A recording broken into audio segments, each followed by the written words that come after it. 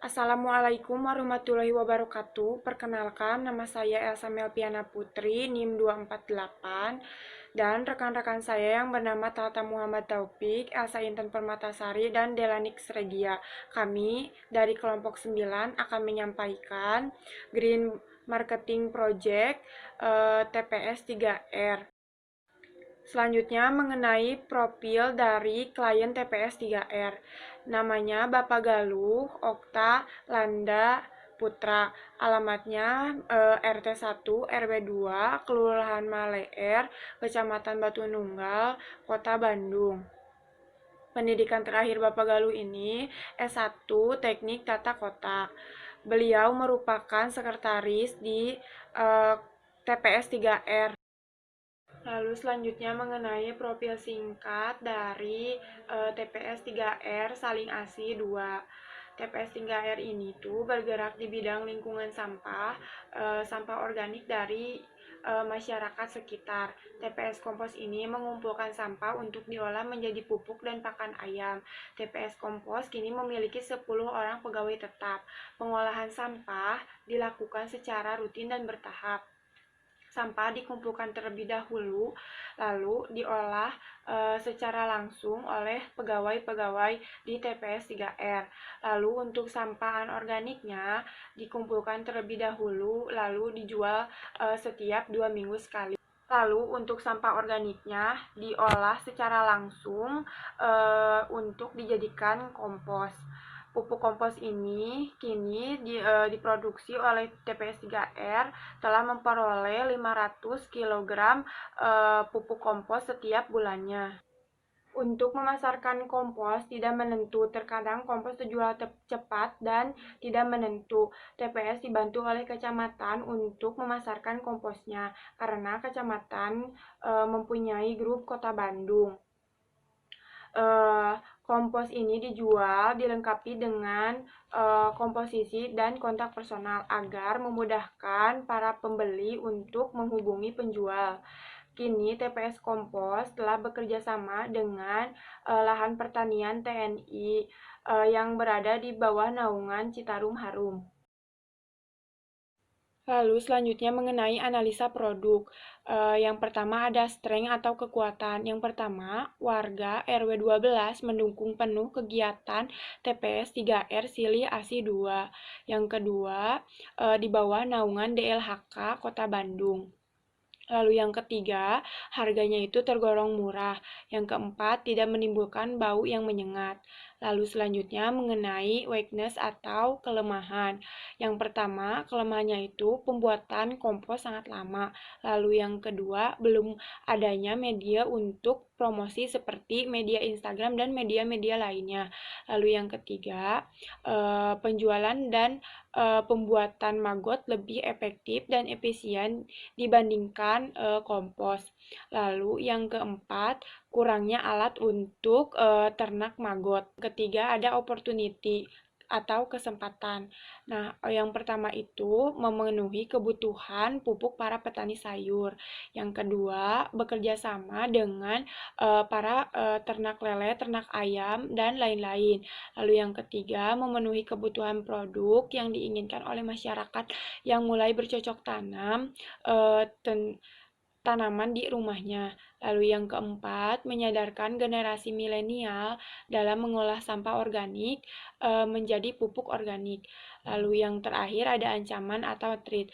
Yang pertama itu pesaing dengan produk yang sama dan memiliki harga yang lebih murah.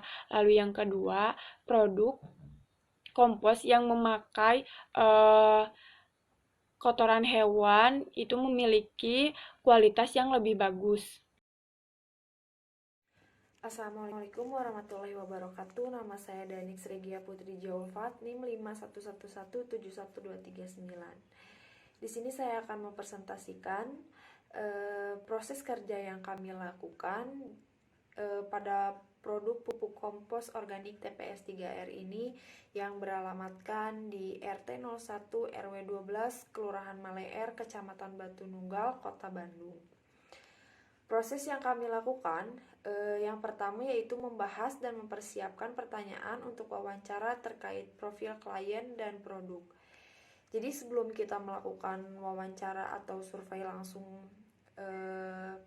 ke tempat pengolahan pupuk kompos itu, kami sebelumnya mempersiapkan terlebih dahulu pertanyaan terkait produk, pemasaran profil, lalu apa saja sih bahan pembuatan kompos, lalu bagaimana cara mengolahnya hingga menjadi kompos, dan lain-lain. Untuk cara mengolah komposnya itu bagaimana. Lalu yang kedua, kami sekelompok melakukan wawancara secara online dengan media Google Meet dengan pihak terkait mengenai profil klien dan produk. Setelah kami kumpulkan semua pertanyaan, lalu kami melakukan wawancara secara online. Setelah itu kami pun melakukan kunjungan dan sekaligus wawancara kembali terkait proses produksi untuk merancang marketing plan. Di sana pun kami melakukan kunjungan dan kami pun diperlihatkan dari awal membuat kompos, dari mengumpulkan sampah-sampah organik, lalu mengolahnya, terus dicampurkan dengan yang lain-lain. Kami di sana mengikuti sampai akhir. Lalu hasil dari setelah merancang marketing, kemudian didapatkan hasil analisanya.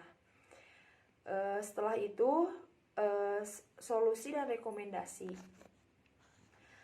Solusi dan rekomendasi kami sekelompok memberikan ide berupa solusi atau rekomendasi terkait permasalahan ataupun kendala terhadap temuan.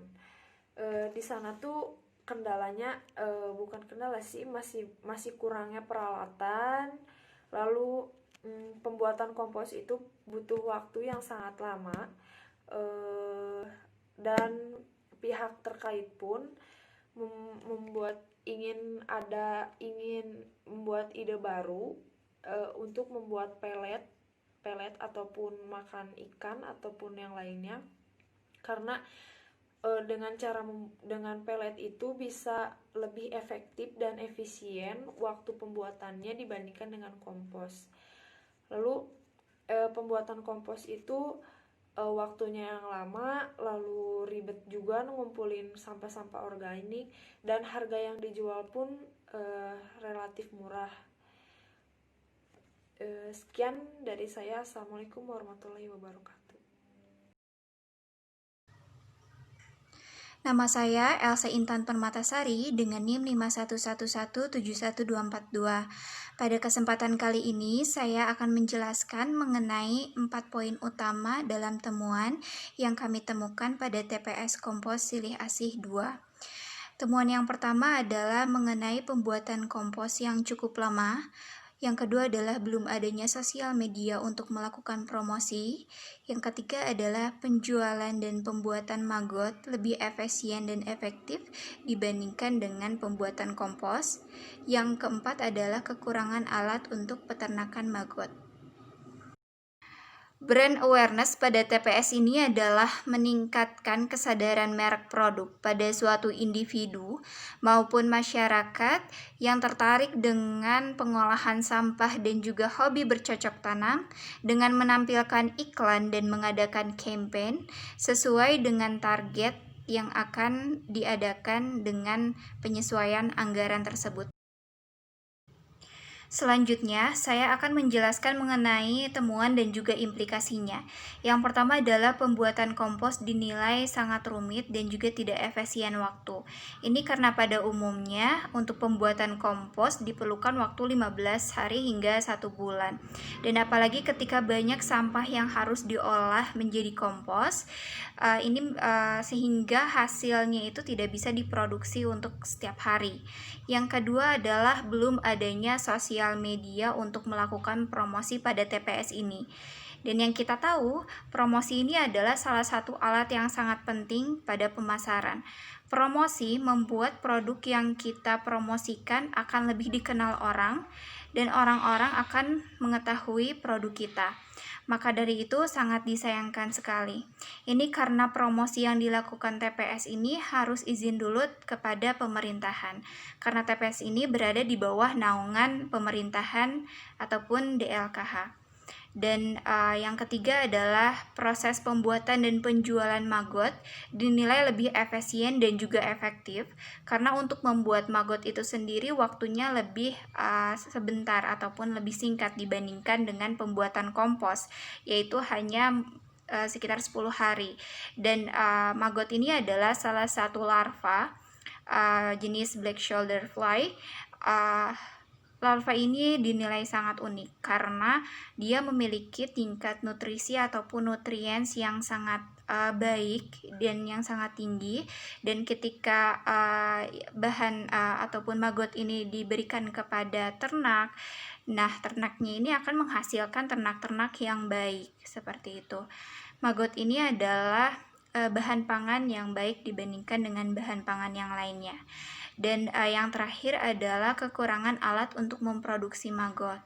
Sehingga dengan kekurangan alat ini adanya hambatan untuk memproduksi maggot. Padahal dari segi penjualan sebenarnya untuk maggot mungkin akan lebih menguntungkan, seperti itu. Saya Tata Muhammad Taufik akan menjelaskan mengenai rekomendasi. Rekomendasi yang kami sampaikan kepada TPS 3R yaitu yang pertama konten YouTube, Instagram, dan TikTok. Karena di tahun 2021 ini TPS 3R akan memulai aktif di sosial media. Yang kedua, kami menyarankan mengenai perubahan dari desain kemasan. Yang ketiganya, kami menyarankan juga untuk mengikuti kegiatan mengenai bercocok tanam. Yang keempat, kami menyarankan atau merekomendasikan penjualan di e-commerce. Selanjutnya ada brand strategi untuk TPS 3R. Dari brand core yang pertama ada tujuan. Yang pertama tujuannya yaitu mengurangi beban TPA.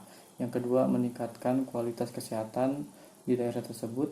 Dan yang ketiga mengurangi tingkat pengangguran. Yang keempat menghasilkan sampah yang memiliki nilai guna. Dan yang terakhir mengembangkan berbagai formula dari produk yang ramah lingkungan. Lalu yang keduanya ada visi dari TPS 3R yaitu terwujudnya masyarakat dunia baru yang produktif dan ramah lingkungan dalam meningkatkan masyarakat yang peduli terhadap lingkungan. Dan yang terakhir, nilai-nilai yang dianut oleh TPS 3R yaitu melindungi lingkungan untuk mengembalikan kualitas alam. Lalu selanjutnya ke brand positioning. Audiens dari TPS 3R yaitu petani tanaman berumur pendek dan juga peternak. Selanjutnya target market dari TPS 3R yaitu masyarakat dengan hobi bercocok tanam, masyarakat yang berbudidaya burung hias. Yang ketiga ada peternak. Dan goal dari TPS 3R ini yaitu kepada generasi milenial usia 17-35 tahun. Dan yang terakhir ada brand persona. Personality dari TPS 3R yaitu produk ramah lingkungan tentunya. Yang kedua ada voice dari TPS 3R yaitu produk ramah lingkungan yang murah dan tidak menimbulkan bau sehingga menimbulkan kenyamanan bagi konsumen. Dan yang terakhir tagline dari TPS 3R yaitu kompos murah tanpa bau menyengat. Selanjutnya kami juga membuat desain baru dari logo TPS 3R sebagai berikut.